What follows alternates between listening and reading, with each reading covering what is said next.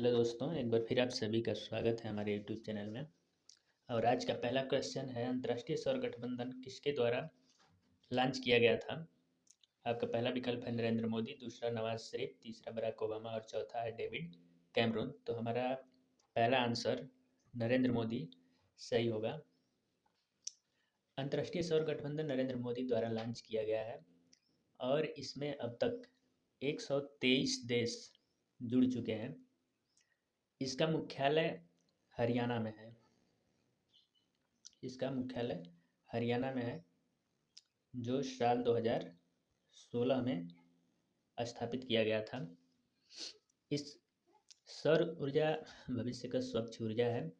इस मुख्यालय का उद्घाटन नरेंद्र मोदी और ब्रिटेन के प्रधानमंत्री कैमरून ने संयुक्त रूप से किया था।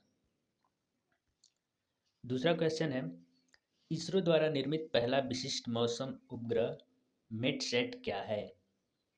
इसमें पहला विकल्प है भू समकालिक उपग्रह, दूसरा है पृथ्वी की निचली कक्षा में रहने वाला उपग्रह, तीसरा ध्रुवीय कक्षा उपग्रह और चौथा है डीप स्पेस प्रोब सैटेलाइट। तो हमारा पहला ऑप्शन सही होगा, भू समकालिक उपग्रह। मेटसेट जो है एक भू समकालिक उपग्रह है।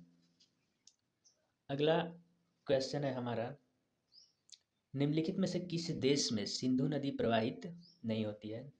पहला विकल्प है भारत, दूसरा पाकिस्तान, तीसरा चीन और चौथा है अफगानिस्तान। तो हम जानते हैं कि जो सिंधु नदी है वह भारत, पाकिस्तान और चीन, इन तीनों देशों में से होकर गुजरती है।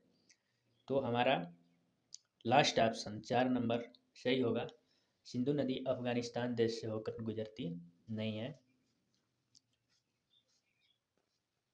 सिंधु नदी जो है अरब सागर में गिरती है। सिंधु नदी जल बंटवारा भी विवादित है, पाकिस्तान ने बनाए रखा है। और हमारा अगला क्वेश्चन है, वे मेटल डिटेक्टर जिनसे होकर हवाई अड्डे पर लोग गुजरते हैं वह किसके द्वारा संचालित होते हैं? तो इसका जो विकल्प है, पहला है सिविल लॉ, दूसरा है न्यूटन का नियम, तीसरा है फैराडे का नियम और हमारा जो चौथा है वो है कूलम्ब का नियम। तो हमारा जो आंसर होगा फैराडे का नियम, ये जो है करेक्ट आंसर होगा। फैराडे के नियम पे और भी बहुत चीज़ें आधारित है, जैसे कि विद्युत अपघटन का नियम भी फैराडे के सिद्धांत पे ही आधारित है। उसके बाद विद्युत चुंबकीय प्रेरण माइकल फैराडे के सिद्धांत पे ही आधारित है। और जो न्यूटन का नियम है इस पे गति का विषयक नियम आधारित है। और कूलम्ब का नियम जो कि विद्युत आकर्षण के नियम को ही कूलम्ब का नियम कहते हैं। अगला क्वेश्चन है, पोलियो वैक्सीन की खोज किसके द्वारा की गई थी? ऑप्शन है आइजैक न्यूटन, दूसरा है मैरी क्यूरी, तीसरा है जोनास साल्क, चौथा है अल्बर्ट आइंस्टीन। तो हमारा तीसरा ऑप्शन जोनास साल्क सही होगा। इन्होंने ही पोलियो वैक्सीन की खोज की थी। न्यूटन ने गति विषयक नियम दिए थे।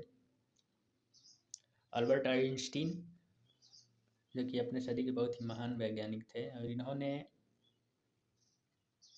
E बराबर mc स्क्वायर इस समीकरण को दिया था। अगला क्वेश्चन है, चार मीनार का निर्माण निम्न में से किस व्यापक रूप से फैली बीमारी के उन्मूलन की याद में किया गया था? हमारा पहला ऑप्शन है प्लेग, दूसरा है कुष्ठ रोग, तीसरा कैंसर और चौथा है पित्त। तो हमारा सही आंसर होगा प्लेग। चार मीनार का निर्माण प्लेग बीमारी के उन्मूलन की याद में कराया गया था और ये चार मीनार जो है कि हैदराबाद में है। चार मीनार कहाँ पे है? हैदराबाद में है।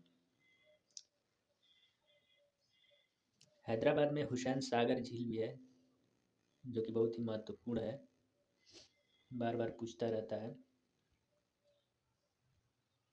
अगला है, निम्नलिखित में से कौन सा जानवरों का एक तीव्र वायरल रोग है जो मनुष्य में एक संक्रमित जानवर के काटने से फैलता है? हमारा पहला ऑप्शन है हीमोग्लोबिन, दूसरा कैंसर, तीसरा रेबीज और चौथा गलसुआ। तो जो रेबीज है दोस्तों, वो एक जानवर के दो काटने से फैलता है और यह कुत्ता के काटने से फैलता है। अगर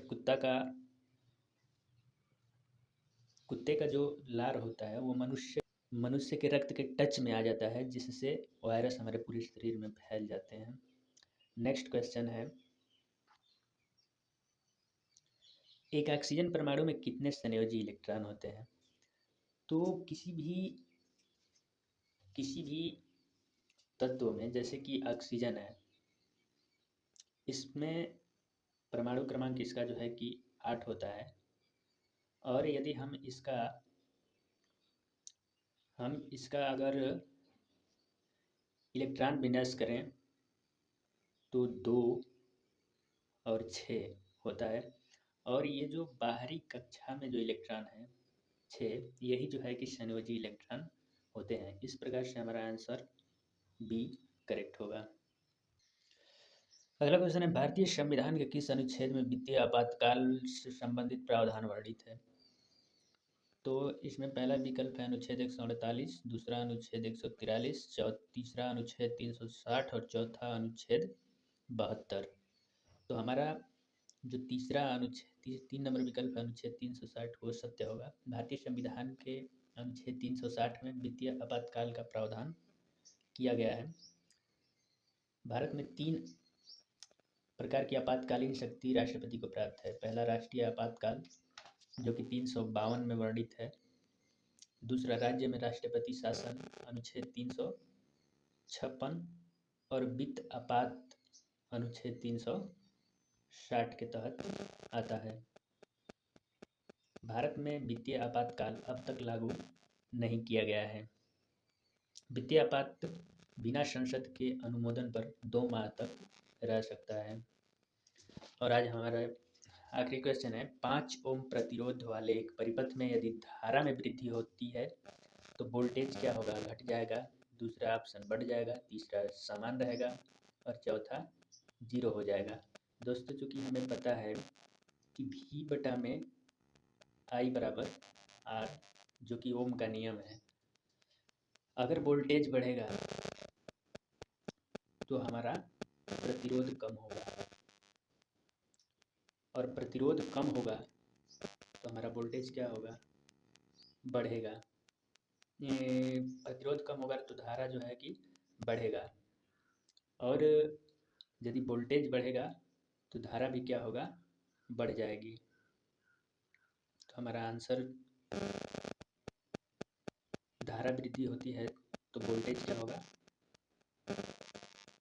बढ़ जाएगा।